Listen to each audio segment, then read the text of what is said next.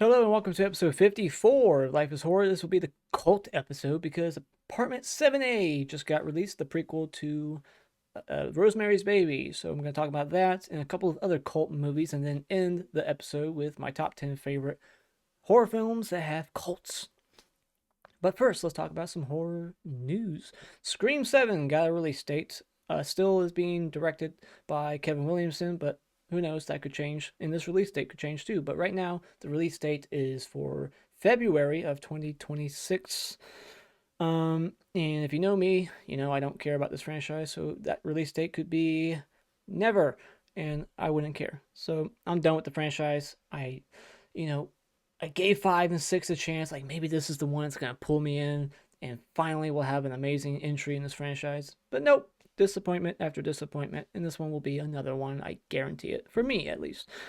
So yeah, I just do not give a shit about it at all. So let's move on. Next up, Spookies is getting a sequel. That was announced a couple months back. Haven't talked about it yet, but here we are. Let's talk about it. Spookies 2. Yeah, I don't care about this either because have you seen Spookies? Holy shit, that movie is horrible. It's notorious for how horrible it is, but some people like horrible stuff like that.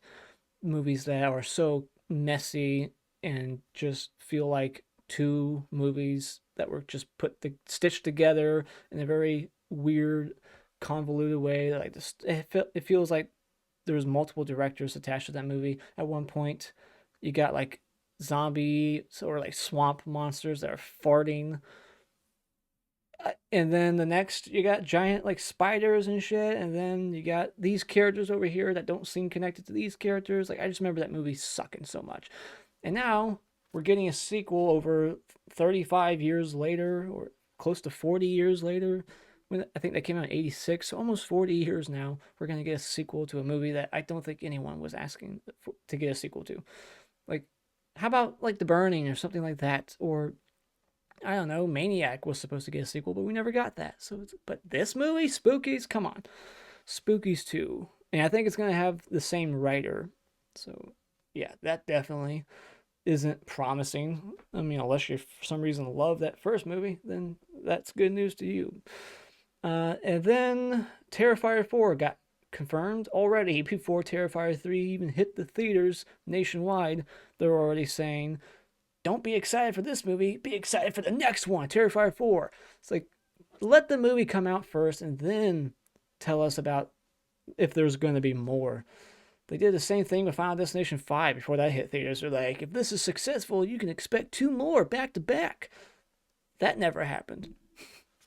Uh, so it's like, yeah, now going to Terrifier 3 tomorrow, it's like I already know to expect a non-ending, like a cliffhanger, like it's setting up more.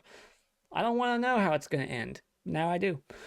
I don't know exactly how it's gonna end, but I get the general sense. Like I know that it's not gonna be a definitive ending for Art the Clown or maybe even Sienna. Like it's setting up more. There's gonna be a Terrifier 4 now. So I just feel like they jumped the gun and they released this information way too soon. So just hold off on it. Wait a few weeks or a month after 3 comes out and then be like, hey, there's more coming. But no, let's tell you now before the movie comes out. So that's all I gotta say about horror news. Let's jump into these reviews.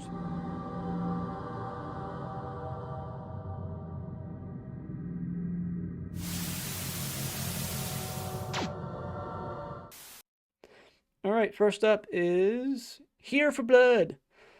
This is a Canadian horror comedy that starts as a slasher, morphs into a home invasion movie before quickly turning into something I did not suspect because I went into this completely blind. Um, but yeah, I didn't care for what it turned into, which is a cult movie. Spoiler. I mean, you can look at that poster, kind of get the sense that it's gonna get supernatural and culty. You see like a hooded figure there in the poster, red glowing eyes. So it's not a slasher, but it starts feeling that way. And because I didn't read the synopsis, I never looked at the poster. I just saw it on Prime or Shudder, and I just clicked on it. And yeah, I was not suspecting what it turned into, and nor did I care for that. I liked the first half more than the second half. The craziness starts kind of early, and it gets increasingly more ridiculous by the third act, which is right around the time where I started to check out. The practical effects are good. Get some gory decapitations, couple of those, couple of throat slits. Fun to see if you're a gore hound like me. And some of the humor worked mainly from the main protagonist, this bodybuilder, like wrestler dude. He's pretty jacked. He kind of looks like John Cena and Kane from See No Evil in the face. Like if you kind of blend those two together, he kind of looks like them. Um, and so yeah, like his humor worked, but some of the surrounding like secondary characters, supporting cast didn't care about them. The friends of the girlfriend, I didn't like them. Didn't even like the girlfriend at times. Like at first, when she first gets to the house in the second act, I was like, I hate this person. But then she became a little less annoying, but she was still annoying. And there's a lot of frustrating decisions made by these characters. Even the main guy, this badass bodybuilder, like wrestler, this guy who could snap your neck, he just keeps wounding these people and then like dropping weapons on the ground like he's Laurie Strode. It's like, just keep the weapon, moron, and how about you just finish this person? Kill them. Um, and then the third act reveal doesn't come as a surprise. Has an actor from Cult of Chucky, and the soundtrack has hard rock music, and Dee Snider plays a small role in this. I didn't recognize him in the movie because he's probably one of the people with the mask on. Or they all wear masks or makeup, so I didn't see him in the movie. I didn't recognize him. But I saw his name in the credits, so I wanted more kills and less repetitive kills. Like I said, you get two of the same decapitation kills, two of the same throat slit kills, and some off-camera stuff. So the kills could have been better, and could have used better comedic dialogue. I found some of the dialogue to be very cringe. I enjoyed seeing Tom kick ass from time to time. I enjoyed his bond with the girl he's babysitting, and that stuff worked for me. But overall, it wasn't that great. But I didn't totally hate my time with it. So because of the gore, because of some of the humor, and because I liked Tom putting his wrestling skills, at work here, kicking some ass, I'll give it a 3 out of 5. This is a one and done for me. I don't highly recommend it, but if you like Canadian horror comedies, maybe check it out. So next up is Last Night at Terrace Lanes. Heads will roll.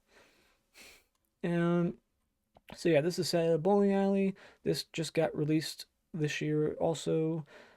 And looking for my notes here on it. It's streaming for free on Prime, and it's horrible. It's very horrible.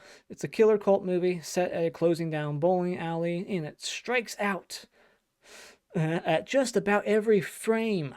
That's how a movie critic would talk about this movie. They like puns. They always like that shit. So that's my attempt at sounding like a critic. Yeah, this movie does strike after strike, with every single second of this movie, every frame. The characters, the kills, the story, the just the writing, hated it. Has a ton of kills, but very little gore. Horrible editing, and even the last frame of this movie had a weird glitch with the editing. Like it looked like it skipped a frame, or like the very last second it's like fading to black, and then like for a split second you see it like switch to a different shot right before it's all black, and it was like, whoa, what was that? It was weird. So yeah, the editing sucks. There's continuity errors left and right. It's not as insufferable as Gutter Balls. That's a much worse bowling alley slasher, horror movie. And these cult members suck at searching this bowling alley. Like, bowling alleys aren't that big. Like, it's pretty open, the main area. You can see from, one end of the building to the other. Like, you see everything. And then there's just like the restaurant, and then the kitchen, and then the main office for the workers. Like, and then I guess there's like the back of behind where the pins are, but it's like where these characters are hiding for most of the movie, like in the shop area, in the restaurant. It's like you got like 30 cult people running around and they can't find these characters. Like, I call bullshit. And at one point, One of the characters dials 911 on her smartphone and it calls one of the cult members. Like, how does that work? I'm not a tech geek. I don't understand how that's even possible. How do you reroute someone's phone to call you when they dial 911? It's baffling. I don't understand it. And then one of the cult people, again, not the leader, just one of the henchmen, one of the many nobodies, one of the blue shirts, just has this like necklace that you hear it like whispering to him. It's like it's a supernatural moment. Um, and it's like whispering to him like where one of the victims is hiding. And this is kind of early on in the attack, the initial attack, and then it's never brought up again. That tool never comes back into it. No one else in this cult uses it, not even the leader. It never gets that supernatural again. So that was just odd. Like you would think that's setting up this powerful tool and it's going to keep being used and it's going to come into play again later on or something. Like no, it's not a setup. It's just something weird and convenient for this scene alone. I don't get that. It's just weird writing. The writing sucked. And they write one character to be just an absolute douchebag. You always get at least one, bully or douchebag character. But this one was so over the top. I hated his guts from the second he opened his mouth. And usually when they write a character like that in a horror movie, they try to give you a payoff with their death at least. Like, yeah, we know you hate this character, so we're going to make him suffer. But instead, they kill him off screen. They give him a lame ass kill. I think he just spoiler. I'm gonna spoil it for you. He gets shot. He gets shot. I think, and then that's the end of it. But before he gets shot, he does one last horrible act. He becomes a rat, a snitch. To like, let me help you guys out. Maybe you'll let me live if I help you guys out. And then of course, they take the information he gives them. And he goes, oh, thank you for that. Boom, shoot him in the face. End of that character. Like, that's it. He just gets shot. This fucker deserved to suffer. Like, put his arm in the ball spitter thing and have it, like, chew up his arm or something, or make him suffer. He was such a horrible person. And these characters, so horribly written. I didn't understand their dynamic, their relationship. Like, how long have they been friends? They don't seem like friends. The way they talk to each other, they just seem they seem like really shitty people. They're not going to be friends for long if this is like their first hangout together. And like was she dating that douchebag, the main one? I mean, the one girl was dating the one guy who honestly he looked like he was gay, but he's dating her, and then but she's like setting up her friend with that asshole. What kind of friend are you? Like, these people are horrible, all of them, and I could not give a shit less about the whole estranged father, like the broken father daughter relationship because they got divorced, the parents, and then so she's hanging out with the mom now. She resents her dad, blames dad for leaving them, blah blah blah blah. And I just could not care. It's like, really, you're gonna keep talking about your drama while running away from 30 psychos with machetes and sledgehammers and shit? Like, this is not the time. I get that you guys don't like each other, but this is not the time. It's such a movie thing. It's a horrible trope. I don't like it. And yeah, this movie's only like about 80 minutes long at best, including credits. And thank God, but it still bored the shit out of me because that's how much I was just against these characters. I could not care. I wanted them all to die. It's a comedy, in quotes, but I think I chuckled once throughout the whole time. So yeah, it's not funny. And yeah, that's all I'll say about this movie. This movie's fucking horrible, but it's not. Gutterball's horrible. I will give it a generous 1.5. Give it the extra half or whatever. Some of the gore, but that's it. 1.5. Strongly, strongly disliked this movie. And now let's talk about Apartment 7A, the prequel that no one asked for. So, another pointless prequel cursed with a predictable plot beginning to end that seems to not really match with the timeline of the original. But I could be wrong. I've only seen the original once, but the whole timeline of events with this movie doesn't seem to match the original. The main character in this movie is Terry. If you've seen I'm going to talk about this movie like you've seen the original. So the main character of this movie is Terry, the one who is dead on the sidewalk towards the beginning of Rosemary's Baby.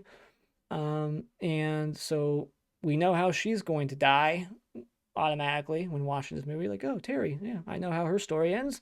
But this whole movie plays out like a remake. Her story is almost Rosemary's story, beat for beat, except she doesn't have a husband who's the one, doing this shit to her. She's doing it to herself because she wants the fame. In Rosemary's Baby, it was the husband that wanted the fame and just gave his wife to the cult in exchange for that fame. But now it's just this single woman who's wanting that fame, and then doesn't realize that she's joining this cult, and then being impregnated with the devil. But it's like the story pretty much plays out the same way as the original, so it's like it's a remake and a prequel. And it's so pointless. Like, you learn nothing, and also the performances are good and all, but nothing about this hooked me. Did not draw me in. Visually, stylistically, just the scare scenes, the creepiness, atmosphere, like nothing. It was just dull. Like the scare scenes, it's just her hallucinating the devil from time to time, and he's like head to toe covered in glitter. He was like a sparkly demon that was raping her, and while she's being raped by the devil, she's like hallucinating a dance number. Like, they try throwing musical numbers and like dancing into this as much as they can because she's a dancer. So they try to like infuse that into the story as much as they can, and it feels forced and weird. And there's nothing scary about seeing a bunch of men and women dancing around you as you're being raped by the devil. Like, being raped by the devil, that's scary, but everything that's happening around her, that's not scary at all visually. Like, it's just jarring. It's weird. It's like, why are we watching all this stupid shit? Like, we should be focused more on the fact that she's getting raped by a glitter demon. Like, I didn't like the look of this devil either. That was horrible. And yeah, nothing about this was scary. I'm trying to see what else I wrote here. Anything? There's not a whole lot to say about it because it just feels like a much lesser version of the original. Where nothing else is added. Because you've seen the original, this character Terry, her fate in Rosemary's Baby. It's like, why am I watching this? I know her journey to seeking fame. It's not going to end well, and so at least make the journey to that fun, interesting, visually appealing or scary, like something. No, and then like the last scene, it's like exactly what she's gonna do. And I've read some reviews like, "Oh my god, that last scene!" It's like, really, you didn't know she was gonna do that? I guess you didn't watch Rosemary's Baby. But yeah, I don't like prequels in general unless they actually like add something and actually throw in some surprises, or like Final Destination 5. That's a prequel. That the fact that it's a prequel, that is the surprise. So that's fun. That's my favorite prequel. But this is not a good one. So I'll just end my review of this one with a 2 out of 5. Did not like it. Do not recommend it. But like I said, the only thing positive I can say about it is that the acting was good.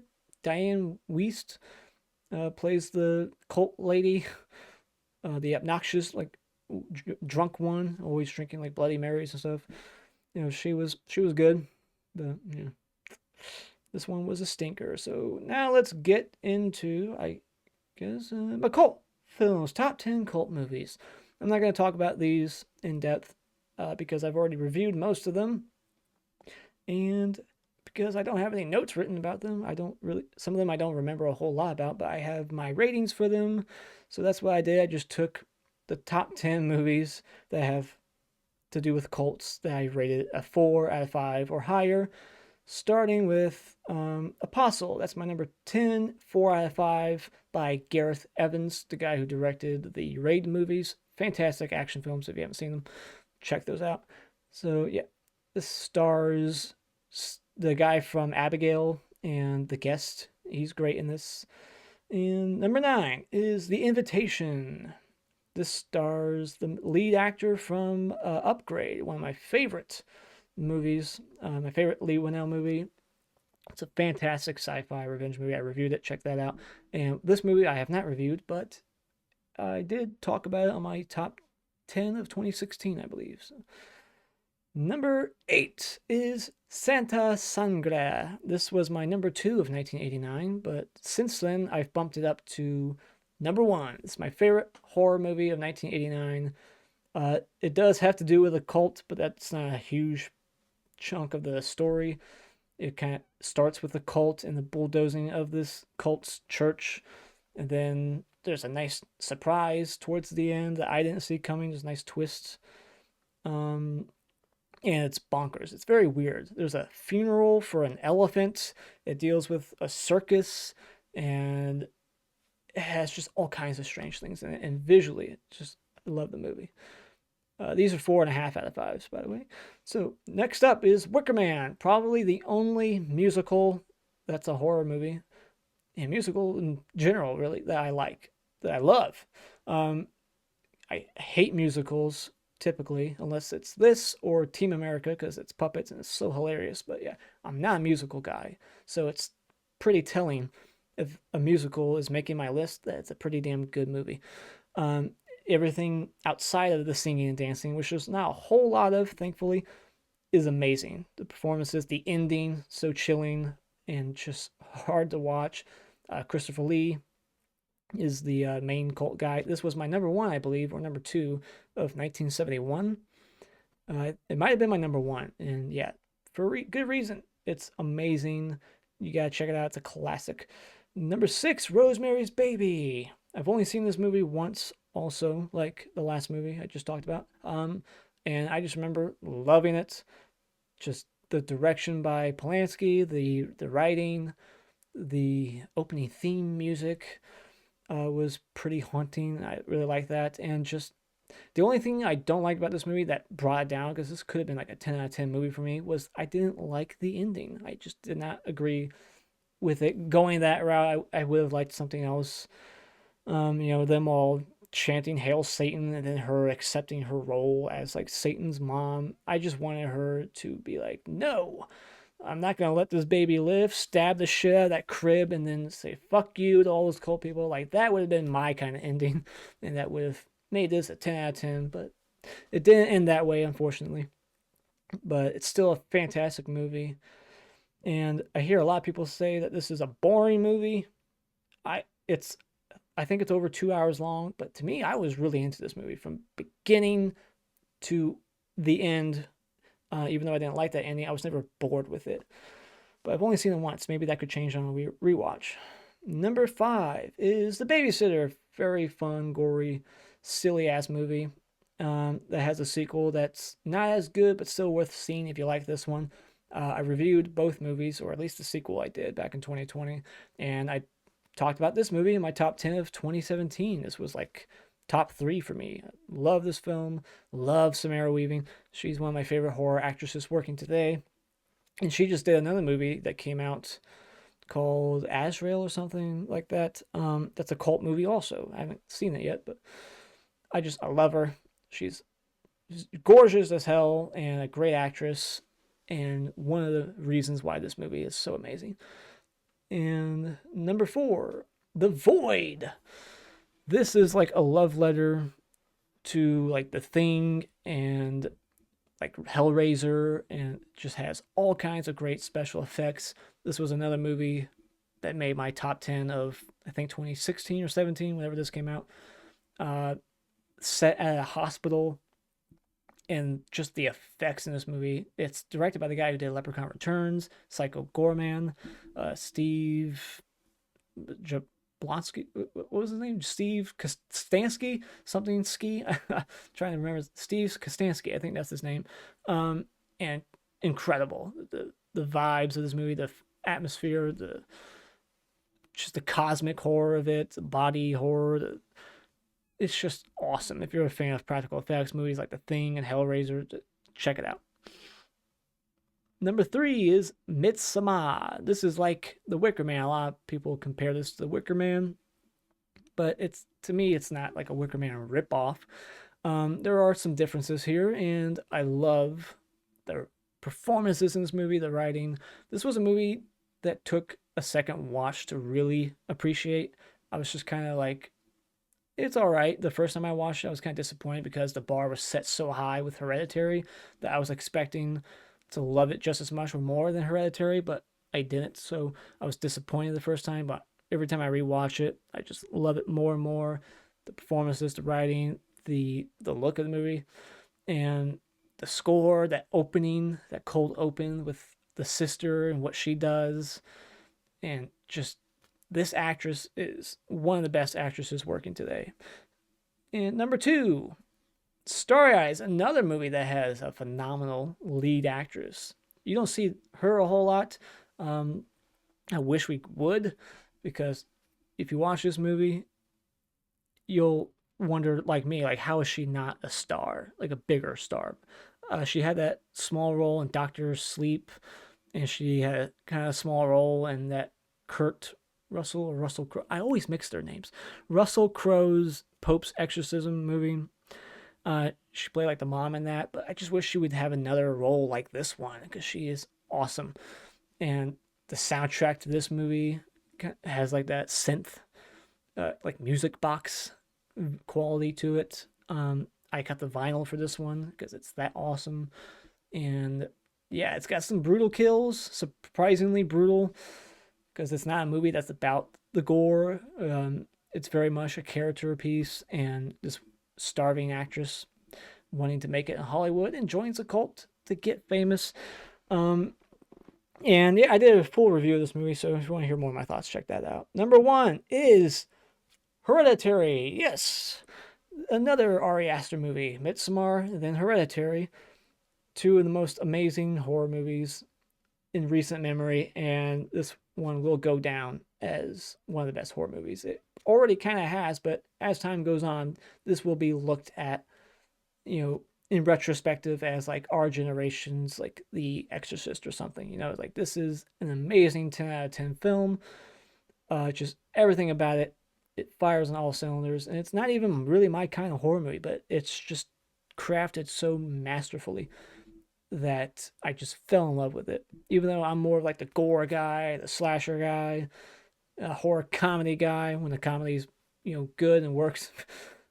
Doesn't always, but those are usually my kind of movies, not cult movies. But these, and this one in particular, is just masterful. This is a masterpiece in my opinion. It's my number 1 of 2018.